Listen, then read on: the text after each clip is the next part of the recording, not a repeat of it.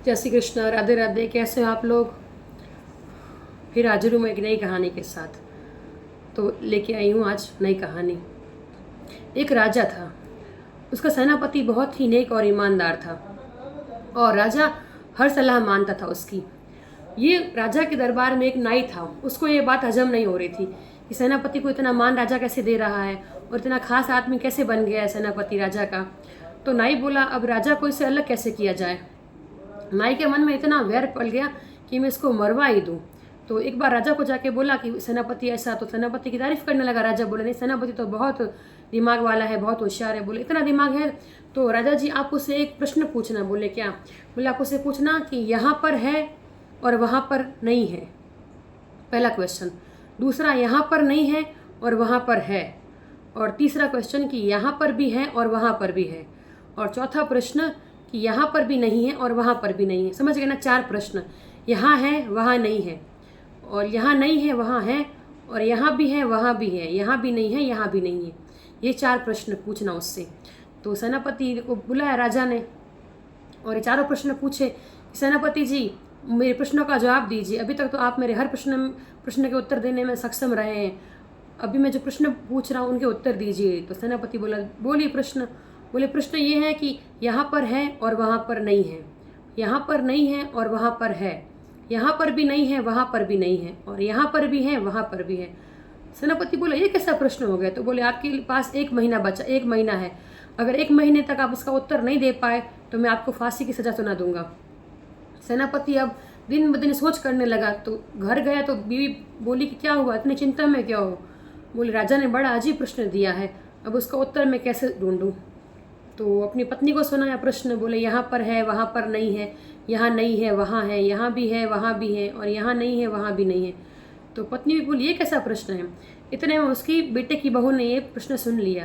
तो बेटे की बहू बोली कि पिताजी आप एक काम करना, राजा के दरबार में अभी जाओ और उनको बोलो कि इस प्रश्न का उत्तर मैं क्या, ये तो मेरी बेटे की बहू भी दे देगी। बोले और मैं इसका उत्तर कल दूंगी राज दरबार, भरे राज दरबार में। बोले सब हाजिर रहना।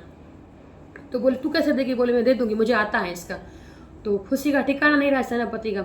सेनापति गया राजा के दरबार में और जाके बोला कि आपने जो प्रश्न दिया उसका उत्तर मैं क्या, मेरी पुत्र वधू भी दे देगी, कल आएगी राज दरबार में देने के लिए। राजा बोला ठीक है। अब सब एकदम इस प्रश्न का उत्तर सुनने के लिए सब उत्सुक थे और पूरा दरबार भर गया।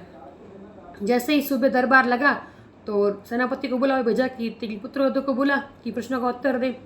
तो सेनापति को बोली पुत्रवधू कि आप पिताजी जाओ, मैं आती हूँ उत्तर लेके। सेनापति आ गए, बोले मेरी बहू आ रही है। तो उसकी पुत्रवधू पहले घर से निकली तो पहले एक वेश्या को लिया, बोले मेरे साथ चल। वेश्या को साथ ले लिया। फिर थोड़ी दूर गई तो एक लकड़हारा तो मजदूर था, उसको लिया, उसको भी साथ में लिया। फिर थोड़ी आगे गई तो एक बनिया था, उसको लिया। फिर थोड़ी दूर गई तो आगे एक सन्यासी बाबा था, उसको लिया। चारों को साथ लेके और गई वहाँ राज दरबार में। राज दरबार में गई तो वहाँ सब लोगों ने बोला तू ये किनको लेके आई है? तो बोले मैं उत्तर लेके आई हूँ। तो बोले ये क्या उत्तर है? बोले मैं एक ही करके उत्तर बताती हूँ राजा जी, और वापस प्रश्न पूछो। तो राजा ने पहला प्रश्न पूछा कि यहाँ पर है और वहाँ नहीं है। तो उसके पुत्र वधू ने वैश्या को पहले खड़ा किया। बोले राजा जी देखिए, इस वैश्य के पास यहाँ अपार धन है, पर इसके आगे जब ये आगे जाएगी मरकर स्वर्ग में तो वहाँ कुछ भी नहीं रहेगा, क्योंकि यहाँ ये बस पैसा है इसके पास, नादान धर्म पुण्य भगवान का नाम कुछ भी नहीं, इसलिए इसके पास यहाँ पर बहुत है पर वहाँ कुछ नहीं, आगे कुछ नहीं है। मिल गया पहले प्रश्न का उत्तर? राजा बोला सही है बिल्कुल। तो दूसरा प्रश्न पूछिए। तो उसने बोला दूसरा कि यहाँ पर नहीं है पर वहाँ पर है। तो सन्यासी को खड़ा किया। बोले देखिए यहाँ पर तो ये फकीर है, इसके पास कुछ नहीं है, रोटी भी मांग के खाता है, पर इतना भगवान का नाम लेता है कि इसके यहाँ आगे करोड़ों की संपत्ति है, आगे बहुत हैं इसके। दूसरे प्रश्न का उत्तर मिल गया। राजा बोला ये भी सही है। तो बोले तीसरा प्रश्न। तो बोले यहाँ पर भी है और वहाँ पर भी है। तो बनिए को लिया। बोले देखो ये बनिया है, इसके पास यहाँ भी अपार धन है और यहाँ पे ये दान पुण्य धर्म नेम भगवान का नाम सब करता है, इसलिए इसके आगे भी बहुत है इसके, तो इसलिए इसके यहाँ पर भी है और वहाँ पर भी है। मिल गया तीसरे प्रश्न का उत्तर। राजा बोला तीसरा प्रश्न भी सही उत्तर मिल गया। चौथा प्रश्न पूछिए। बोले यहाँ पर भी नहीं है वहाँ पर भी नहीं है।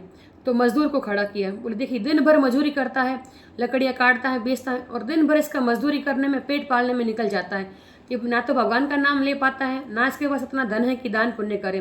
तो इसके यहाँ पर भी नहीं है और वहाँ पर भी नहीं है। चारों प्रश्नों के उत्तर मिल गए। राजा बहुत खुश हुए, बोले तो चारों प्रश्नों के उत्तर सही थे। सेनापति पे खुश हुआ और उसके पुत्रवधू को धर्म की बहन बना लिया और आधा राज्य दे दिया। बोले इतनी बुद्धिमान औरत हमारे राज्य में है और हमें पता भी नहीं था। और सेनापति पर भी खुश हुआ और तो नाई को बुला के उसको अपराध का दंड दिया।